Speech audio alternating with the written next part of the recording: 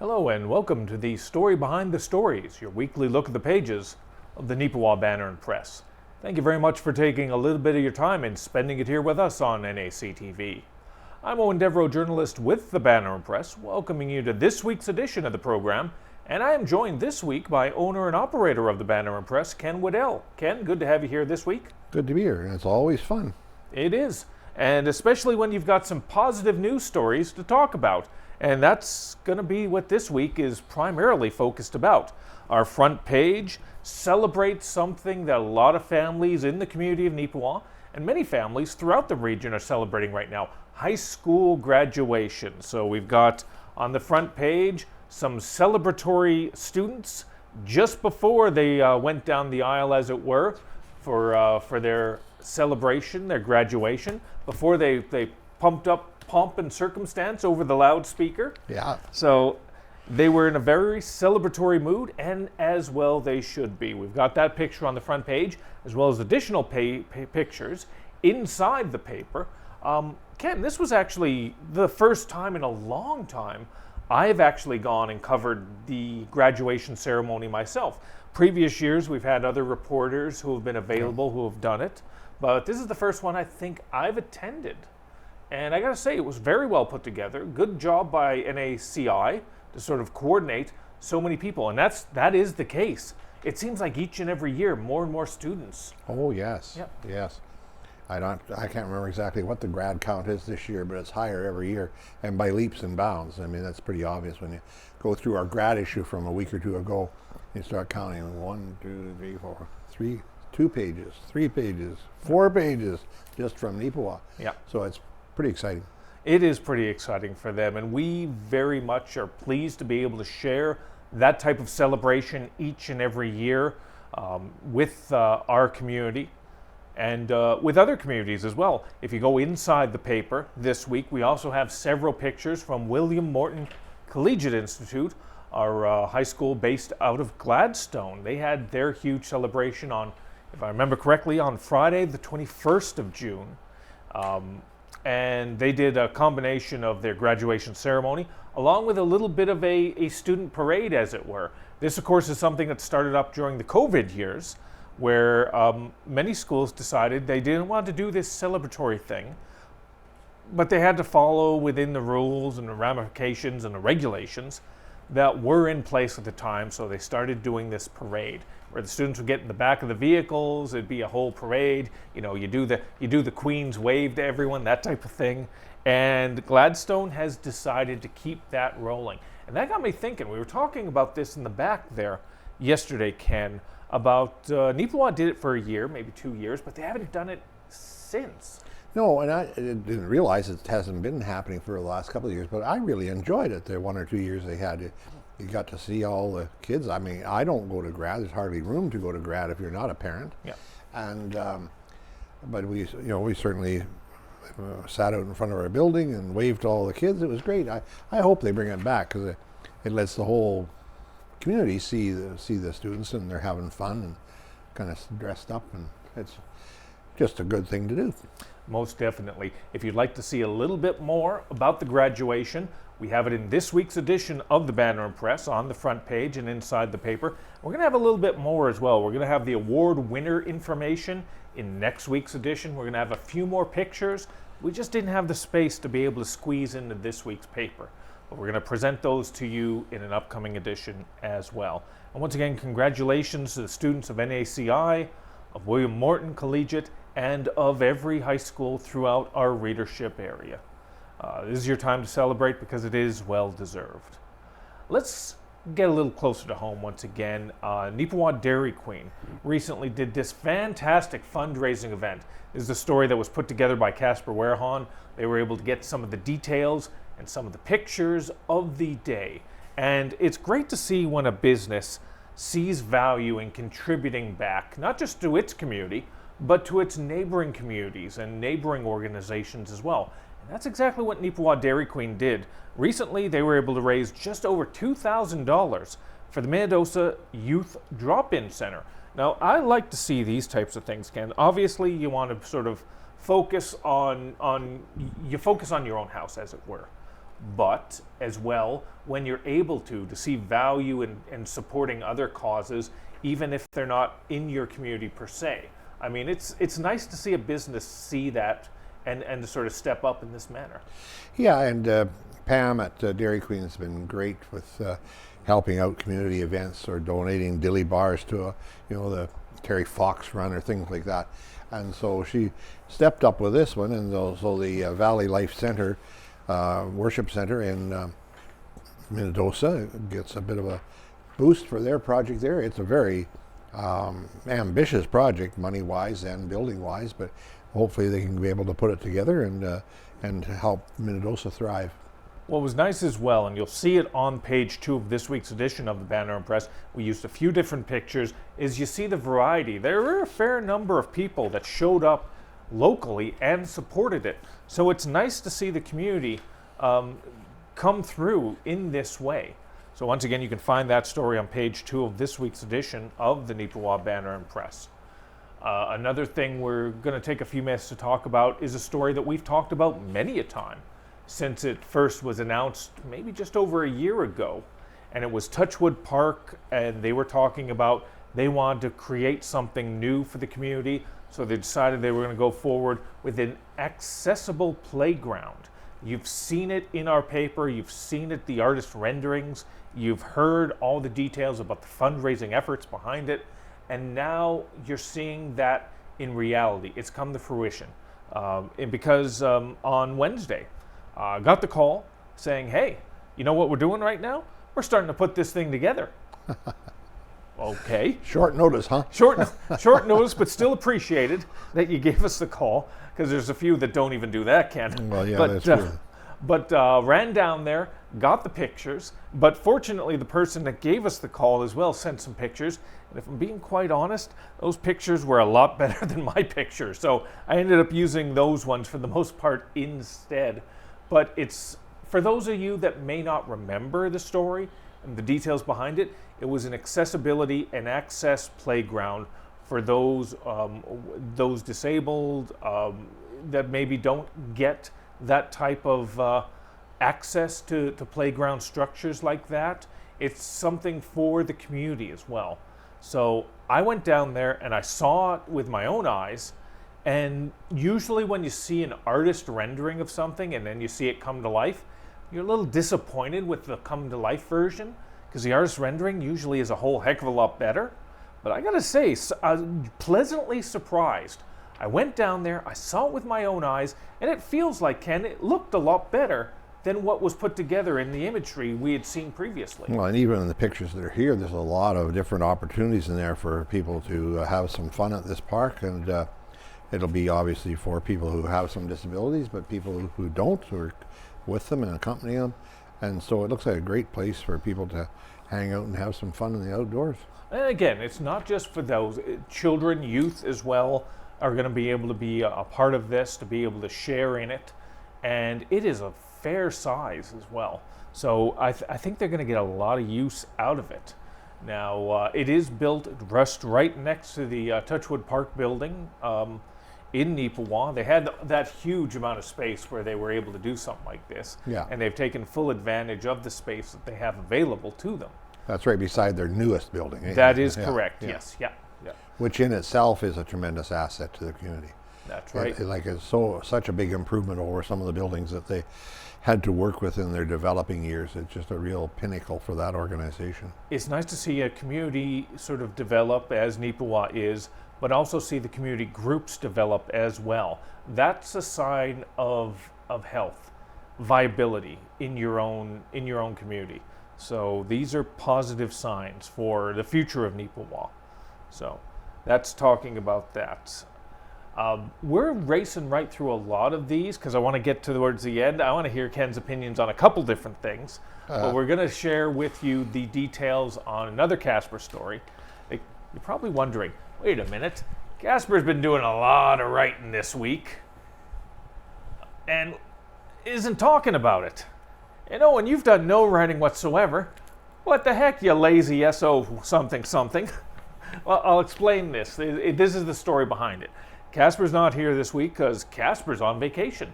Decided to take a little bit of a well-earned rest, as it were. Was able to get a couple stories in the can. So for the most part, Diane Warner obviously always takes care of classifieds and building of the ads, but the paper was put together by myself. Not to sort of, I'll separate my shoulder, patting myself on the back there perhaps, but that's pretty much primarily what I was focusing on for the entirety of the week, just getting pages together. I've explained this many a time on this show, but for those that maybe don't remember, we're one of those papers where we do all this ourselves. We write the stories, we take the pictures, we build the pages, we put together the classifieds. Not every newspaper is like that. You'll have certain departments that only focus on writing of stories. You'll have certain individuals that only focus on taking pictures. You'll have certain people that only focus on taking those pictures and taking those stories and putting them on a page. Almost like a Tetris style little sort of setup there. But we're not like that. We're an all-in-one. We're like mashed potatoes, as it were. We're all mixed up in there together, you know. Some bacon bits and some chives. Yeah, well, oh, great. Now I'm hungry. Yeah, now you started something here. Yeah. No, Casper took a well-earned holiday there, and I have to admit, about 10 to 2 yesterday at deadline time, Eoin was sweating a little bit. Yeah. And that's just not because it's been warm as of late. No, but again, we got it done. Every Wednesday at 2 o'clock is our deadline. We get it sent off to print, and we were able to get it all looked after for the most part without issue, and get it sent off. So those are those little things from each and every week. If you pick up the paper on a regular basis, I'm sure you'll look at one of these pages, and on one of these pages, just remember, I was probably in the back going, ah! And then, oh, it's fine.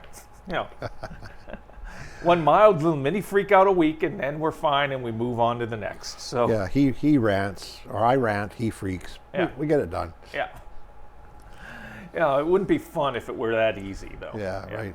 What are these kids going to do here? Yeah, let's get back to what we were talking about there, and another story by Casper. It was about the Children's Business Fair, the second annual Children's Business Fair. Now, this is an event that was inaugurated last year, and essentially what it is, it's put together by Economic Development. Marilyn Crew organized all this, and it gives children the opportunity to come up with a business idea, a business venture, as it were, create it, install it, put it together, bring it to life, and then come together at this event and pitch it, as it were, and sell to all the individuals. And then judges will come in and judge what they think is the best of the best in terms of that. So it gives them some very good sort of business acumen, as it were, Ken, I think. And an idea like this, they didn't have this when I was a kid. No. And I don't think they even have it for the most part in schools on a regular basis. This is the type of learning I think kids need to be. Well, I think this is the only one I've ever heard of. There's probably more around. But I was at it last year. We bought a few things, my wife and I. And I think they sold $3,000 or $4,000 worth of stuff in a few hours, from their mini businesses. And but the principles are the same. Get your product out, promote it, sell it to people, smile at your customers. It was all great learning for the kids, and it was great fun, and they had fun too. Yep. They really did. Well, again, it's one of those things of these are the types of lessons. I don't know, it's been way too long since I was in school. My graduation was back in the 90s, so that'll tell you how long ago that was for high school. Oh, cry me a river, for crying out loud. Oh, yeah, walk it off. 90s, good Lord. Yeah. Mine was in the 60s. 60s, Eoin. This ain't a competition, Ken, all right? Sure it is. I got you beat by 30 years. Look, let me tell you something. When I grow out this beard, it's just as gray as yours, all right? Yeah, so, right. Okay. but again, for these kids, it is a great little life lesson to be able to take some of the information you take from that and instill it into a business concept. And it was really well received last year, if I remember correctly. And don't forget, you're going to have to check out Casper's article on this, because I'm sure it will have these details in there. There were about 20 participants in and around last year's. That's a good number for an inaugural event. This year, the expectation is that it's going to be surpassing that number, if not already. So a lot of innovative ideas, they're going to be coming through from some young people, and I hope that you take the chance to support it. It's going to be happening, if I remember correctly, in August, and it's going to be happening down at the Yellowhead Hall. So if you want all the specifics on that, all the details, check out Casper's story in this week's edition of the Neepawa Banner Press. Yeah, August 10th. Yeah. And they sold $3,727.23 worth of stuff last year. That's not bad. Not bad for... That's not bad at all. No. No. All right, we're going to get into the sports portion of it this week. Neepawa was host to the Midwest Regional Baseball Championships for the under 11 and the under 13 age categories. This was a fair size event. Teams from all over the area came here along with their families to participate in that. And we got to give some congratulations to a couple of those teams. Rivers was able to come away with the victory in the U11 category. They ended up defeating Hamioda in the final. So congratulations to Rivers on that. And in the U13, it was Neepawa versus Neepawa. Two split teams. One Neepawa U13 or U13 Funk versus U13 Chudley. And it was a real barn burner. I mean, it was Funk that came away with the win there. But Chudley shouldn't feel too bad about it, because at the end of the day, both of them are going to be going to the provincials coming up in July and representing our community there. So congratulations to both those squads. Wow, that's impressive. Yeah. That's impressive. You have two teams the same age category out of a town and both come out on the top at the top level in the regionals. That's something else. Oh yeah, most definitely, yeah. So if you want to find, there's a bunch of pictures as well that you can find in there, along with a quick little write-up that we put in there on that for this week's newspaper. All right, now I wanted to take some extra time here because I'm sure, Ken, you've got a few things you want to share about this, and we've already gone through about a week of it. If you tuned into last week's edition of The Story Behind the Story, you know the information. We have a new newspaper in the Waddell Group conglomerate, family, contingent, alliance, whatever you want to call it. Insanity? Yes. The Virden Empire-Advance is now being operated by the Waddell family. And not last week's edition of the Empire Express was the first one you guys were running there, wasn't it? Yeah, and we got another one out today, for the 28th. And it's been a bit of a madhouse trying to get it all together because, the story starts actually about 2 or 3 years ago when one of the employees who is still with that paper got a hold of me and says, Ken, you should really buy this newspaper. And I thought, oh, man, no, I don't think I need to buy another newspaper. But she was persistent, and then I got talking to the people, actually the same identical people that we bought the Neepawa Press from in around 2017, I guess it was. And they wanted to sell. And the corporations are starting to, not starting, they're well into getting out of the newspaper business, basically. And so this is the last paper they owned in southern Manitoba. And so we got a deal. I think it was a good deal anyway. And but they got a good deal too, because they've actually closed a number of papers because they couldn't find buyers for it. So we're pretty happy with that. Virden is my wife's hometown. Her family still lives there, brother and sister-in-law and our nieces. And so we're quite excited about it. It's put a little extra load on Eoin because I'm away a little more. I know he thinks I'm crazy. He's right. He's a good judge of character. And at 76, why am I doing this? Or why are we doing this? But Christine wanted to do it. Many of you may already know that Christine has had a bad brush with cancer last January. She had the surgery, and she's supposedly, by the tests, clear of cancer, which is very encouraging. But she still has some more chemotherapy to take, which is, everybody knows about chemotherapy. It can be pretty rough. but she's troopering through it and going out to Virden with me as much as she can, and she's always on her iPhone figuring out new things to do or ask or things we can look after. So we've gone into this full bore because we believe in community newspapers. And I don't know if I should go into my column a little bit, maybe, Owen. Well, let me ask you this, Ken. This is going to turn into one of those interviews. All right, Ken. You say you believe in community newspapers, as you well should.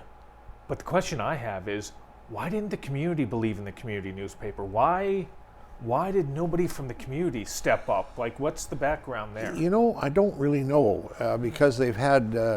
in Brandon, they lost a paper. Melita, Souris, Devereux, Reston, they all lost papers, and nobody stepped up. And I think that there's, I shouldn't say this, but it's not rocket science to run a newspaper. I mean, if I can run a newspaper, a lot of other people can run a newspaper. It's not, you don't have to be brilliant to run a newspaper.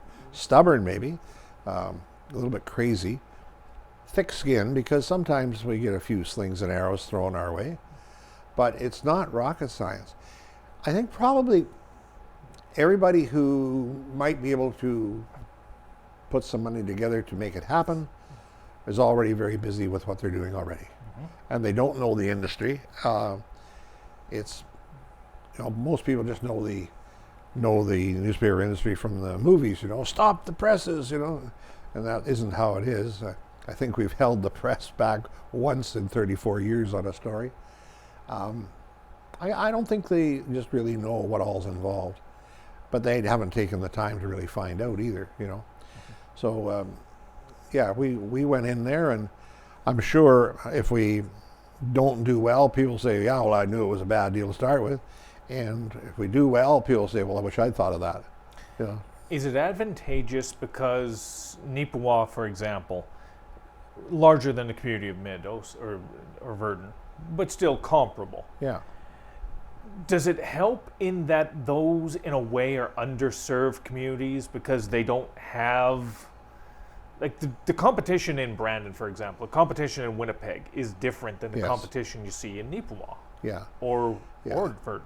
Well, there's no competition in Virden at all because there's no other media outlets, but that I know of. But it's. There is a radio station. Oh yeah, I forgot. There is a Virden-based radio station. I forgot about that. As there is a Neepawa-based radio station. Yes. So. Both based out of Swan River. But anyway, yeah. I don't know. I think it's mostly people are risk averse, and they know they're not going to make huge money, and so they don't get involved. But we have a model that works, and a lot of newspapers in Manitoba adopted the model that we use several years ago, about the time we did in the 90s. Oh, let's for those unfamiliar, let's explain the model you're talking about here. Okay. Well, traditionally newspapers sell subscriptions. And we don't. Well, if you live far away, we can send you a subscription. But locally, we distribute our paper free, as does Winkler, as does Stonewall, as does Gimli, as does Selkirk, and Morden, Carmen, and a few others. But anyway, that way you define your market area and you serve your market area. You're not dependent on people buying a subscription, and you're sending out bills and labeling papers and all that kind of stuff. It's a much simpler way of administering the newspaper, and it works. Well, it's worked for us. It's worked here. It works at Rivers, and I'm pretty sure it's going to work at Virden. Should have seen the look on people's faces. How much is the paper now? Nothing. Free? Yep. We just pick it up. Yep. But there's no administration to it. Yep. You put the papers down, and they're there. Well, again, because you went through many different newspapers that do the free model right now. There's still more papers that actually don't when you look at Swan River, when you look at Dauphin, when you look at Minnedosa, when you look at what the Virden model was, when you look at Brandon. These are all examples when you look into Moosomin in Saskatchewan as well. These are all examples I can think just off the top of my head that still do the sales model. The Russell's Banner as well, not affiliated, but the Russell Banner as well is another example of that. There are still many that do the pay template. But it's public knowledge. I'm not telling any tales out of school here. If you go to the Manitoba Community Newspaper site and you look up members, you look up papers, you click on data sheet, and you'll see that I think there's only one that I know of, one subscription-based paper in Manitoba that's growing. The rest are shrinking. And many of them are half what they were 5 years ago. So that tells you something. Yes, it would be nice to sell 7,000 subscriptions for the Neepawa Banner. We put out 7,000 papers, give or take, a little more. But we're not going to sell 7,000 subscriptions, and they don't come for free. Costs 90 cents to ship a subscription per week. Costs 20 cents to print it. That's $1.10. That's $55 a year or more. And you only get $49 for a subscription. So right. You're losing money right from the get-go. Yeah. And again, with this model as well, is the advertising is a very extremely important component behind it. As I've shared on this show many a time, this is the story behind the stories, and this is the story behind putting together a newspaper. When you open up the pages of any newspaper, if you're looking in there, and it's a roughly 50-50 breakdown of between news content and advertising, that is a healthy newspaper. It can be a little bit less. It can be a little bit more. I usually break it down to about the 40-60 model, Ken. Is it, or maybe even a 35-65 model? Well, we like to get 40-60. We're getting close with Neepawa, and all three papers are getting close into that range. Yeah. And the other thing that helps there a little bit, I never thought of that till right now, is that, newspapers used to have big, long stories, full page, all of them. And people aren't reading those anymore. They want a shorter story. And we get some of ours get a little long, but Eoin knows how to write to a proper size that somebody will read.